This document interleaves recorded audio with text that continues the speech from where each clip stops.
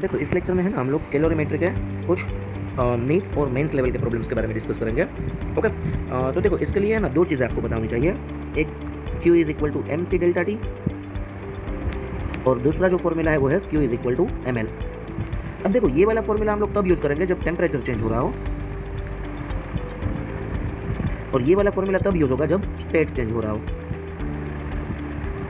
Okay, यहाँ पर जो C है वो स्पेसिफिक हीट की वैल्यू है और L जो है वो लेटेंट हीट है। और आपको है ना वाटर की स्पेसिफिक हीट पता होनी चाहिए 1 कैलोरी पर ग्राम सेल्सियस सी वाटर, और आपको आइस की स्पेसिफिक हीट पता होनी चाहिए 0.5 कैलोरी पर ग्राम Celsius.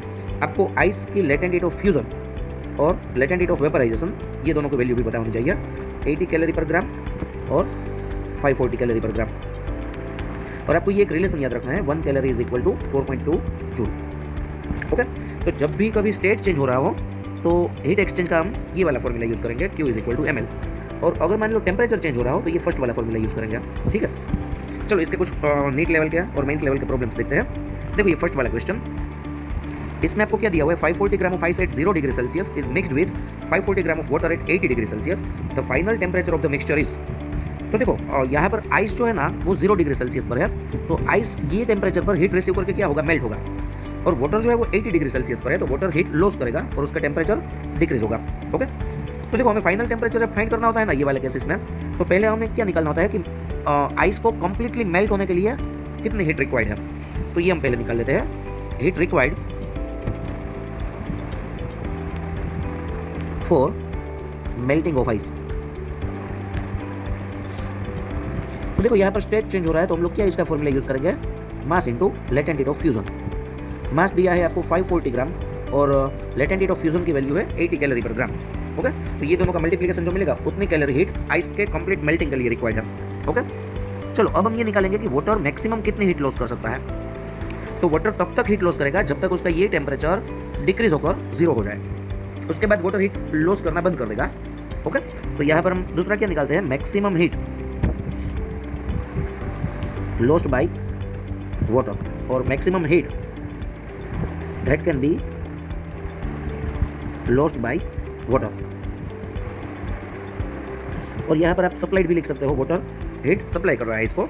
So maximum heat that can be lost by water वो होगी वाटर का मास, वाटर की स्पेसिफिक हीट डेल्टा टी। तो देखो वाटर का मास भी यहाँ पर 540 ग्राम दिया हुआ है, वाटर की स्पेसिफिक हीट की वैल्यू है 1 कैलोरी पर ग्राम सेल्सियस, और वाटर का टेम्परेचर 80 से 0 तक ड्रॉप होगा। मैक्सिमम हीट वाटर सप्लाई करेगा तो उसका टेम्परेचर 80 से 0 तक ड्रॉप होगा, और डेल्टा टी की वैल्यू होनी चाहिए 80। तो देखो इसका भी आंसर वही आ रहा है 540 इंटू 80 कैलोरी, यानी ये वाली हीट, ये जो हीट सप्लाई होगी वाटर से, ये सारी हीट आइस गेन करके सिर्फ मेल्टिंग की प्रोसेस होगी, यानी आइस का कंप्लीटली मेल्टिंग हो जाएगा और वाटर का टेम्परेचर 0 डिग्री हो जाएगा, यानी फाइनल टेम्परेचर 0 डिग्री रहेगा यहाँ पर। देखो सेकंड क्वेश्चन में क्या दिया हुआ है, the amount of heat required to converting 1 gram of ice at -10 degree Celsius into steam at 100 degree Celsius will be. तो देखो यहाँ पर कितने स्टेप में हम लोग कैलकुलेट करेंगे। First of all -10 degree Celsius ice को 0 डिग्री सेल्सियस आइस में कन्वर्ट करेंगे। ओके, -10 डिग्री सेल्सियस आइस तो 0 डिग्री सेल्सियस आइस। तो देखो ये प्रोसेस में क्या चेंज हो रहा है, टेम्परेचर चेंज हो रहा है, तो इसके लिए कितनी हीट रिक्वायर्ड होगी। तो जब भी टेम्परेचर चेंज हो रहा हो तब एम सी डेल्टा टी आपको करना है। ओके, और यहाँ पर आइस की आपको स्पेसिफिक हीट लेनी है। तो देखो आइस का मास दिया हुआ है आपको 1 ग्राम, तो यहाँ पर मिलेगा 1 ग्राम, आइस की स्पेसिफिक हीट है 0.5 और उसका टेम्परेचर -10 से 0 कर रहा है तो 10 का चेंज हो रहा है, तो इसका आंसर मिलेगा हमें 5 कैलोरी। तो देखो हमें क्या करना है, -10 डिग्री सेल्सियस आइस को 100 डिग्री वाली स्टीम में कन्वर्ट करना है। अभी तो हमने सिर्फ आइस का ही टेम्परेचर इंक्रीज करवाया, ठीक है। तो इतने हीट से सिर्फ क्या होगा, आइस का टेम्परेचर बढ़ेगा, ये फर्स्ट स्टेप। सेकंड स्टेप क्या होगा, अब आइस का मेल्टिंग होगा 0 डिग्री सेल्सियस आइस तो 0 डिग्री सेल्सियस वाटर। देखो मेल्टिंग के लिए जो हीट रिक्वायर्ड है उसको हम Q2 लिख देते हैं, तो उसका फॉर्मूला मिलेगा हमें ml। 1 ग्राम है और आइस की लेटेंट हीट ऑफ फ्यूजन है 80 कैलोरी पर ग्राम, तो इसका आंसर मिलेगा 80 calorie. Okay, second step. Third step में क्या होगा, ये जो मेल्टिंग हो गया, वाटर बन गया, उस वाटर का टेम्परेचर 0 डिग्री सेल्सियस से 100 डिग्री सेल्सियस इंक्रीज करवाना है। तो उसके लिए जो रिक्वायर्ड हीट होगी Q3 mc delta T, mc water delta T, 1 ग्राम सी वाटर 1, और टेम्परेचर 0 से 100 करना है, यानी 100 डिग्री का चेंज करना है, तो ये 100 कैलोरी आंसर मिलेगा इसका। और फोर्थ स्टेप, उसमें क्या करना है हमें, ये 0 डिग्री वाटर से 100 डिग्री सेल्सियस वाटर मिला, राइट। अब वाटर का वेपराइजेशन करना है 100 degree Celsius water to 100 degree Celsius steam. देखो उसके लिए कितनी हीट रिक्वायर्ड होगी, Q4 is equal to mLV 1 gram into 540 calorie. तो इसका आंसर मिलेगा हमें 540 calorie.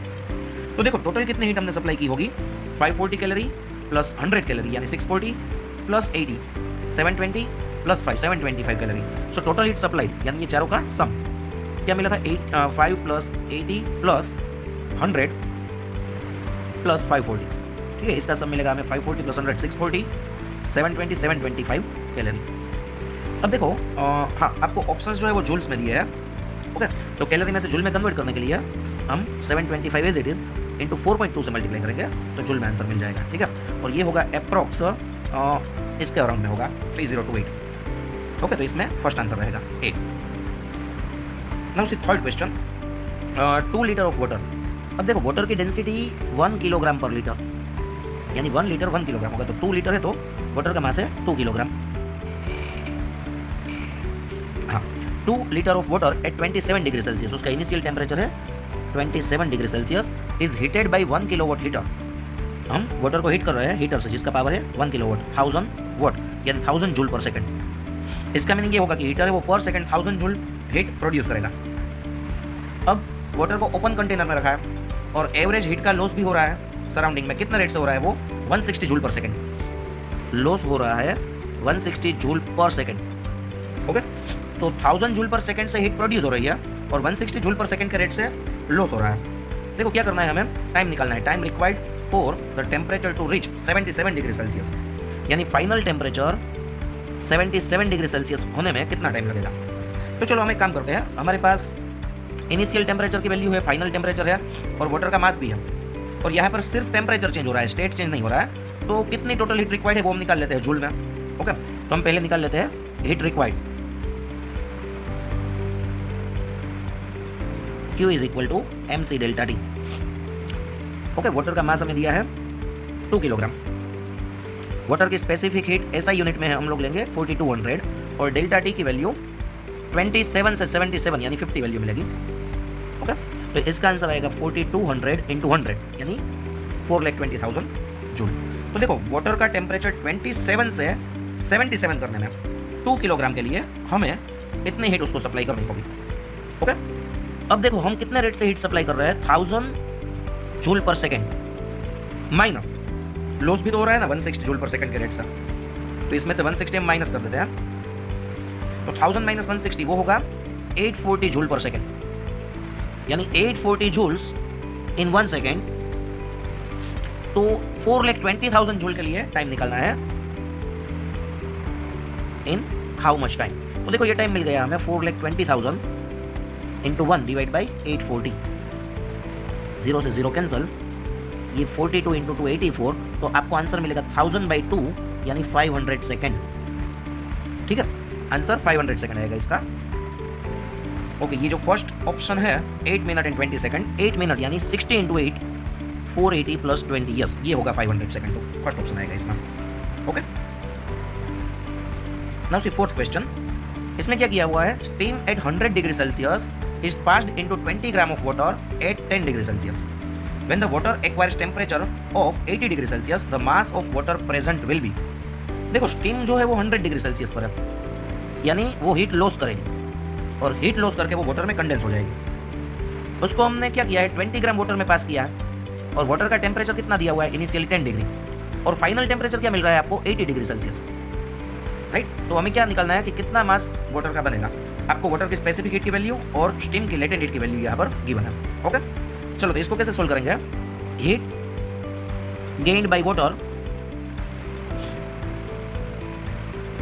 Is equal to heat lost by steam. Steam जो हीट लॉस करेगी वो वाटर गेन करेगा। अब देखो वाटर जो है वो हीट गेन करके सिर्फ क्या कर रहा है, अपना टेम्परेचर इंक्रीज कर रहा है। वाटर का मास हम लोग M1 ले लेते हैं, M1 C वाटर और डेल्टा T कितना टेम्परेचर अपना चेंज कर रहा है वाटर, ये देखो आप लोग यहाँ पर 10 में से 80 यानी डेल्टा T की वैल्यू होनी चाहिए यहाँ पर 70। अब मान लो M मास की स्टीम है वो वाटर में कन्वर्ट हो रही है, तो देखो पहले तो क्या होगा, स्टेट चेंज होगा mLV प्लस, देखो ऐसा नहीं होगा कि स्टीम है वो वाटर में कन्वर्ट होकर डायरेक्ट हमें 80 डिग्री वाला वाटर मिलेगा। ओके, यहाँ पर 100 डिग्री स्टीम में से